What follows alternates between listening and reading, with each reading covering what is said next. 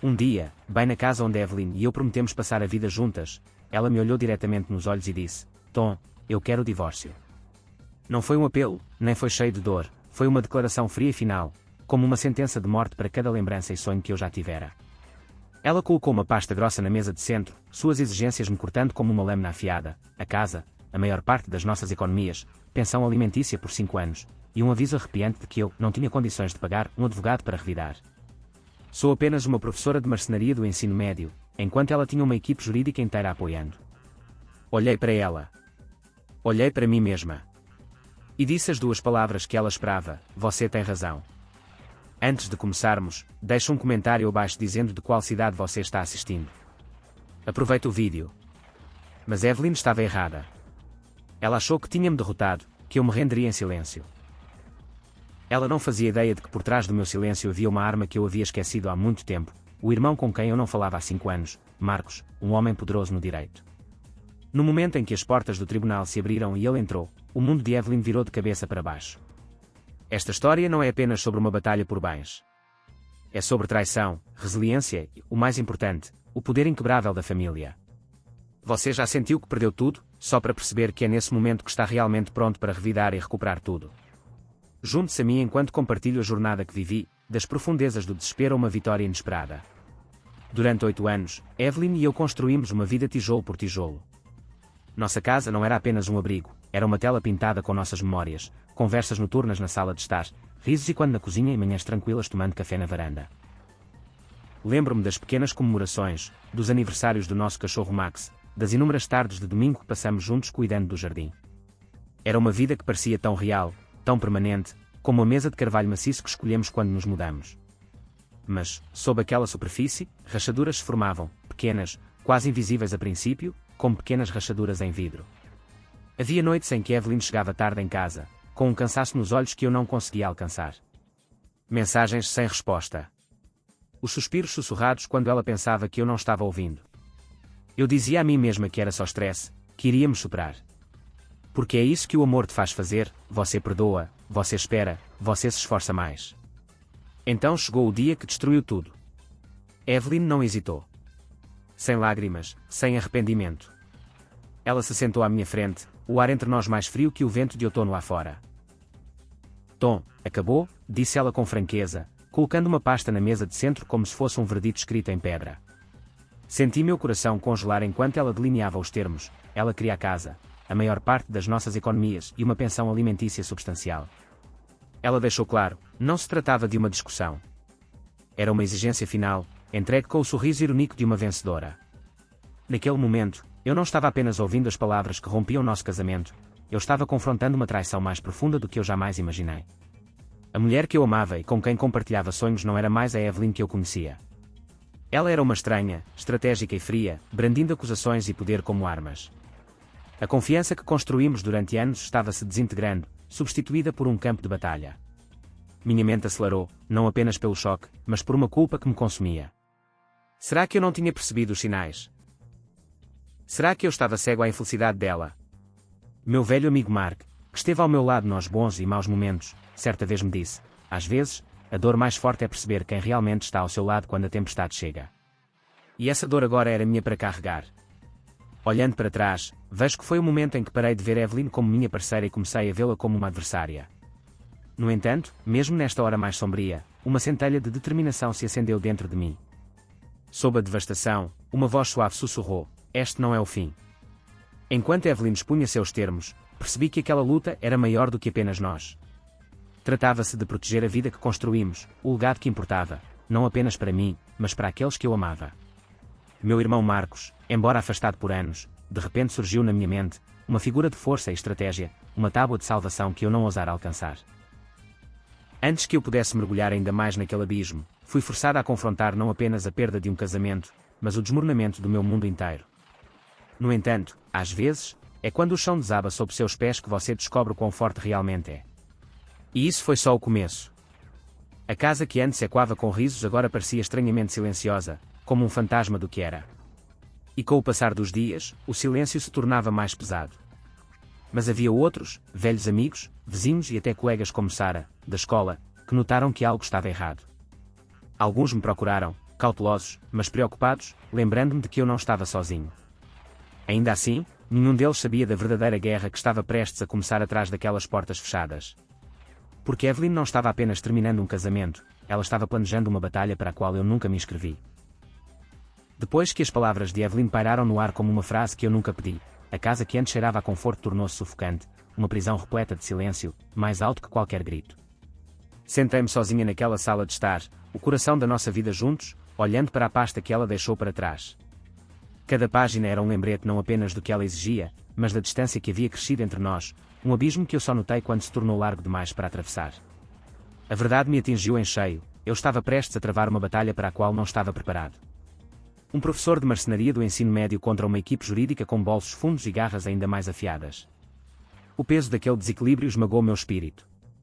Pensamentos giravam em minha mente como uma tempestade violenta, como eu poderia ter alguma chance. Todos os meus sonhos estavam escapando por entre os meus dedos, e o medo de perder tudo. A casa, nossas economias, até mesmo minha dignidade, me paralisava. Amigos tentaram ajudar. Sara, da escola, apareceu numa tarde chuvosa, trazendo uma caçarola e aquele sorriso gentil que geralmente fazia os problemas parecerem menores. Mas nem mesmo seu calor humano conseguiu derreter o nó frio dentro de mim. Você vai superar isso, Tom, disse ela suavemente, mas eu podia ver a hesitação em seus olhos. Nenhum de nós sabia a verdade, que aquilo não era apenas um divórcio. Era uma guerra planejada para me destruir. Mark, meu melhor amigo de infância, ligava quase todas as noites. Não deixe que isso te defina, ele insistia. Apoie-se em nós. Mas eu me sentia presa sob uma montanha de vergonha, incapaz de pedir mais do que uma simples conversa.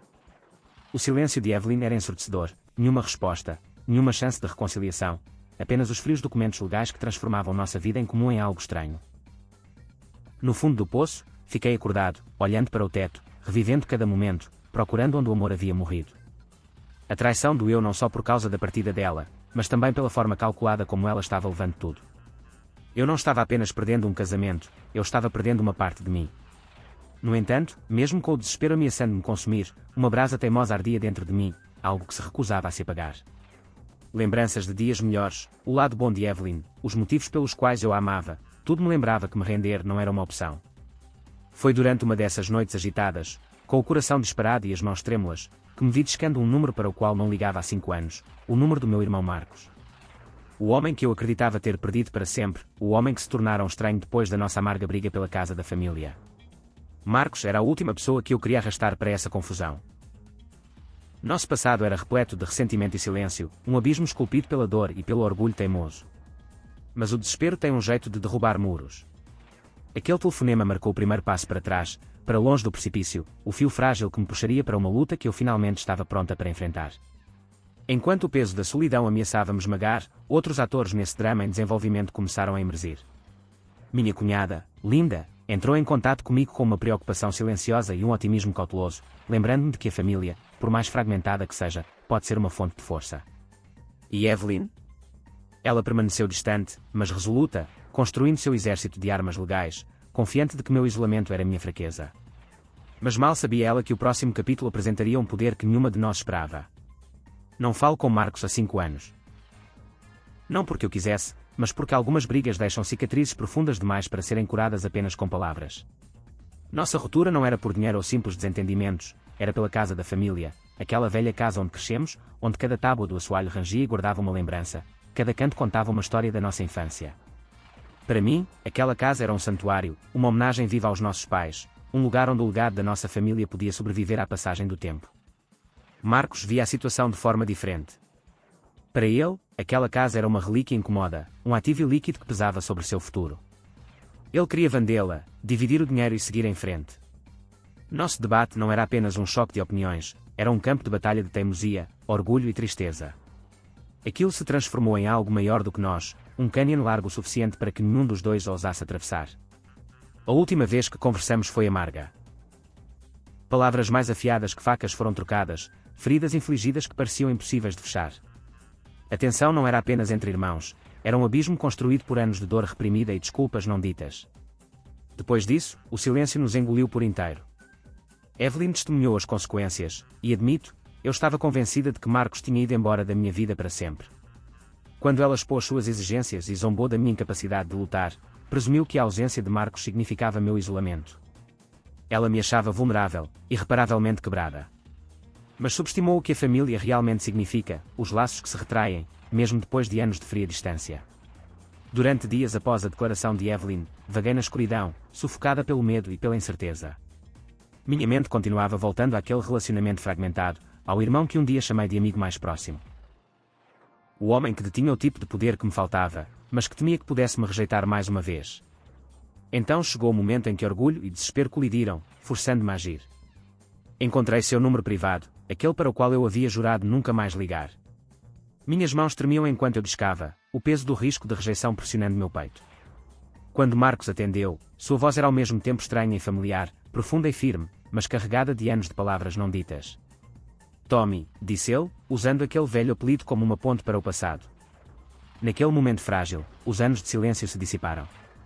Contei a história toda, a frieza de Evelyn, suas exigências, seu sorriso vitorioso. E então, o insulto final que ela lançou como uma adaga: você não tem condições de pagar um advogado.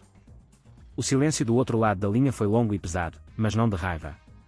Era o som da determinação de aço de um irmão mais velho se fortalecendo. Marcos não hesitou. Perguntou a data do julgamento, prometeu liberar sua agenda e me disse simplesmente: não fale com ela, não assine nada, apenas apareça. Eu estarei lá. Aquele chamado destruiu a ilusão da solidão. Reacendeu um vínculo que eu pensava estar perdido, lembrando-me de que, nas batalhas mais sombrias, a família pode ser a arma mais feroz ou o refúgio mais seguro. Embora o peso do reencontro tenha trazido uma nova sensação de força, não fomos apenas Marcos e eu que tivemos papéis a desempenhar. Linda, a esposa de Marcos, estendeu a mão silenciosamente durante as horas de tensão, sua presença serena um lembrete de que a cura muitas vezes começa com pequenos gestos de cuidado. Até mesmo meu antigo mentor do ensino médio, o Sr. Johnson, enviou uma carta de incentivo, lembrando-me de que a força não nasce de nunca cair, mas de nos levantarmos sempre que caímos. À medida que as nuvens de tempestade se acumulavam para a inevitável guerra judicial, essas conexões, com a família e os amigos, tecia uma frágil rede de segurança sob mim. Evelyn, confiante e implacável, preparou-se para atacar com toda a sua força, sem saber que estava despertando uma força muito mais poderosa do que previa. A manhã da primeira audiência estava fria e sombria, a chuva torrencial ecoava como um tambor incessante quando meu coração nervoso. Cheguei ao tribunal sentindo-me exposta e vulnerável, vestindo o meu melhor, e único, terno, aquele que eu normalmente reservava para momentos carregados de tristeza e esperança. Cada passo que eu dava em direção ao tribunal era pesado, como se o próprio ar estivesse se condensando com a tensão entre o que estava e o que estava prestes a ser dilacerado. Lá dentro, o tribunal estéril cheirava a papel velho e ansiedade. Evelyn já estava lá, sentada confiantemente à mesa da autora, irradiando um poder corporativo e afiado. Seu terninho azul escuro estava impecável, o cabelo perfeitamente penteado e o sorriso presunçoso em seus lábios me arrepiaram. Ao lado dela, estava seu advogado, o homem cujo sorriso sussurrava arrogância e garantia de vitória. Eles riram baixinho quando entrei, seu domínio silencioso como uma declaração silenciosa de que aquela luta era deles para vencer. Sentei-me à mesa do réu, agarrando minha pasta como uma tábua de salvação, sentindo o peso de todos os olhares na sala. O advogado de Evelyn se levantou, aproximando-se com uma confiança assombrosa, transbordando condescendência, enquanto dizia: Sr. Miller, acredito que tenha analisado a generosa proposta da minha cliente. Se estiver pronto para assinar, podemos terminar isso rapidamente. Respondi simplesmente: estou aguardando meu advogado, minha voz quase um sussurro. Sua risada era como uma adaga, zombeteira e desdenhosa. A juíza entrou, com o olhar aguçado e impondo silêncio. Quando ela chamou o caso de Miller versus Miller, meu coração disparou. A sala estava tensa, em expectativa. Então, as portas nos fundos da sala do tribunal se abriram com estrondo. Cabeças se viraram. O ar mudou. Marcos entrou, não apenas de terno, mas com uma presença, uma armadura forjada a partir de confiança, intelecto e pura força de vontade. Sua maleta de cor balançava com graça e determinação, seu olhar fixo em mim enquanto se aproximava. Os sussurros rolavam como ondas entre a multidão, advogados, funcionários do tribunal e até mesmo o juiz reconheceram o nome, Marcos Starling. Ele colocou a mão firme no meu ombro, um gesto simples que carregava anos de apoio tácito. A maleta bateu na mesa com um eco que quebrou o silêncio do tribunal. Então, Marcos se levantou, sua voz um barítono autoritário preenchendo a sala enquanto se apresentava. Marcos Starling, representando o réu, Sr. Thomas Miller.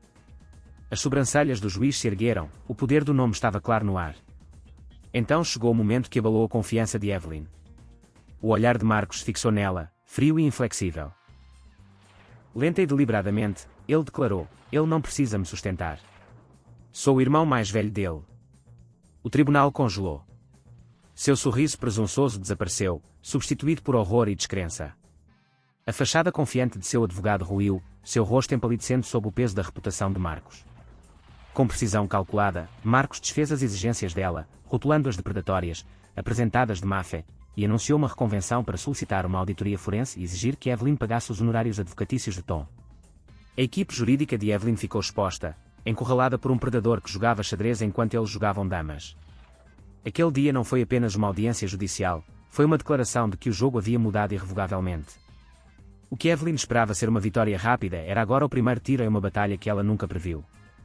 Enquanto o drama do tribunal se desenrolava, do lado de fora dos corredores de mármore novos rostos apareceram. Amigos como Sara, que sussurravam palavras de encorajamento, e até mesmo Linda, a esposa de Marcos, que ofereceu uma garantia silenciosa, lembrando-me de que por trás da armadura da lei estava a família, a base de toda luta que vale a pena lutar. À medida que as linhas de batalha se delineavam, a confiança de Evelyn começou a ruir. Por trás de sua máscara serena, a pressão aumentava. E atrás de mim, uma força recém-descoberta surgia. A guerra judicial que se seguiu foi nada menos que uma tempestade implacável que castigou nossas vidas. Marcos não se limitou a exercer a advocacia, ele a conduziu como um general liderando uma campanha calculada. Cada moção apresentada era um ataque estratégico, cada depoimento, um ataque investigativo projetado para expor verdades ocultas sob anos de mentiras cuidadosamente construídas. Desde o início, Marcos exigiu a divulgação completa. Todos os extratos bancários, faturas de cartão de crédito e até mesmo transações no Venmo ao longo de 5 longos anos. O advogado de Evelyn tentou descartá-lo como assédio, mas o juiz, claramente em consonância com o raciocínio inabalável de Marcos, aprovou sem hesitação. Não deixaria pedra sobre pedra. Ver Evelyn se afogar na enxurrada de papelada era como testemunhar uma fortaleza sitiada. A mulher confiante que antes de declarar a vitória agora carregava o peso do desespero. Mas os momentos mais angustiantes não estavam apenas nas pilhas de documentos financeiros, eles estavam nos depoimentos, onde as verdades abriam caminho à luz sob o olhar implacável de Marcos. Durante o depoimento de Chloé, a melhor amiga de Evelyn, a tensão tomou conta da sala. A lealdade de Chloé a Evelyn era evidente, mas as perguntas de Marcos perfuravam a fachada. Quando ele perguntou sobre um homem chamado David Kincaid, o estremecimento dela foi inconfundível. David Kincaid, um nome que eu nunca ouvira, mas uma sombra que se avolumava a cada revelação. Quando Marcos apresentou os registros do cartão de crédito vinculados a uma conta secreta, mostrando as despesas de hotéis, joias e jantares, nenhuma delas condizia com as supostas viagens de trabalho de Evelyn, a resistência de Chloé ruiu. Sob juramento, e sob o peso da verdade, ela confessou: David foi amante de Evelyn por 18 meses. A traição não foi apenas pessoal, foi financeira, estratégica, fria. Evelyn não estava apenas indo embora, ela estava explorando, orquestrando um plano para desviar bens, para financiar uma nova vida com outra pessoa, às minhas custas. Veja, o fim do amor pode ser brutal, mas a exploração fria dói mais fundo. Em seguida, veio o depoimento de David, o homem arrogante, um incorporador imobiliário, presunçoso até que o questionamento implacável de Marcos minou sua confiança, fazendo-o confessar que todo aquele plano de divórcio foi, na verdade, planejado em conjunto. A ideia dele era me levar à falência com honorários advocatícios, exigir mais do que ela merecia, tudo porque ela me achava fraco. Cada mentira que Evelyn contou, cada dólar escondido, cada declaração falsa sobre sua fidelidade foi desvendada pelo ataque calculado de Marcos. O advogado dela, antes presunçoso, ficou desesperado, implorando por um acordo enquanto as evidências crescentes destruíam o caso. Mas Marcos foi implacável. Ir embora é um privilégio que ela não mereceu, disse ele friamente. Vamos ao tribunal e vamos queimá-la até os alicerces. Enquanto a batalha judicial se desenrolava, os efeitos colaterais se intensificavam. Amizades se romperam à medida que depoimentos forçavam os aliados mais próximos de Evelyn a escolherem um lado. A confissão de Chloé abalou seu próprio mundo. David desapareceu de vista, sua arrogância substituída pela vergonha. Meu próprio mundo estava equilibrado no fio da navalha, entre a agonia da traição e a determinação feroz de recuperar o que era meu por direito. O apoio silencioso de Linda, as visitas ocasionais de Sara e os chamados constantes de Max tornaram minhas âncoras, me lembrando de que eu não estava sozinha, embora a luta fosse minha para vencer. 6 meses se passaram desde aquele dia chuvoso no tribunal, quando Marcos chegou como uma tempestade, pronto para destruir o mundo cuidadosamente construído de Evelyn. A audiência final não foi uma batalha, foi uma formalidade, uma rendição silenciosa, enquanto a montanha de evidências permanecia inatacável. Evelyn não teve escolha a não ser abrir mão de seus direitos sobre nossa casa. Seu pedido de pensão alimentícia foi indeferido e o juiz ordenou que ela reembolsasse mais de $60.000 em fundos conjugais usados indevidamente em seu caso. Estava acabado. Mas o que permaneceu não foi apenas a vitória jurídica. Foram as consequências cruas, a queda pública de Evelyn, o silêncio que se seguiu à tempestade e os ecos inesperados em meu próprio coração. Seu noivo foi embora, amigos se distanciaram e David desapareceu como uma sombra afugentada pela luz. No entanto, enquanto seu mundo desmoronava, minha vida mudou de maneiras que eu nunca esperava. As batalhas mais difíceis geralmente revelam as feridas mais profundas, e as curas mais inesperadas. Algumas semanas depois da finalização do divórcio, Marcos me ligou. Encontre-me na antiga casa, disse ele. Chegando lá, encontrei-o sentado calmamente na varanda. Sem processos, sem palavras amargas. Apenas dois irmãos sentados lado a lado, imersos em memórias da infância e no riso e quante de tempos mais simples. Conversamos sobre as terríveis viagens de pesca do papai, a torta de maçã da mamãe, sobre a vida antes da dor entrar em casa. Naquele momento, os anos de silêncio, orgulho e raiva começaram a se dissolver. Marcos admitiu que estava errado em ver a casa apenas como um bem. Eu admiti que estava errado em deixar o orgulho criar uma barreira entre nós. Não vendemos a casa. Em vez disso, começamos a reconstruí-la juntos, consertando a varanda, pintando comodos, dando vida nova a mais do que apenas as paredes antigas. Tornou-se um projeto não apenas de madeira e tinta, mas de cura, uma prova do que a família realmente significa: perdão, resiliência e a chance de criar um futuro livre das correntes dos erros do passado. Tudo porque Evelyn subestimou o que eu realmente tinha, não apenas dinheiro ou advogados, mas um irmão, por meio dele, uma família. Linda, a esposa de Marcos, tornou-se como a cola silenciosa que nos mantém unidos neste novo e frágil capítulo. Sarah, Mark e até o Sr. Johnson, da escola, o apoio deles me mostrou que ninguém vence sozinho. Essa jornada me ensinou que a traição e a perda podem devastar, mas o amor e o perdão podem reconstruir. Muitas vezes, pensamos que força significa estar sozinho. Mas a verdadeira força é saber quando estender a mão, quando curar feridas e quando lutar, não apenas pelo que é nosso, mas por aqueles que amamos. Obrigada por ouvir minha história. Se você já enfrentou suas próprias batalhas, sejam elas quais forem, lembre-se, você nunca está realmente sozinho.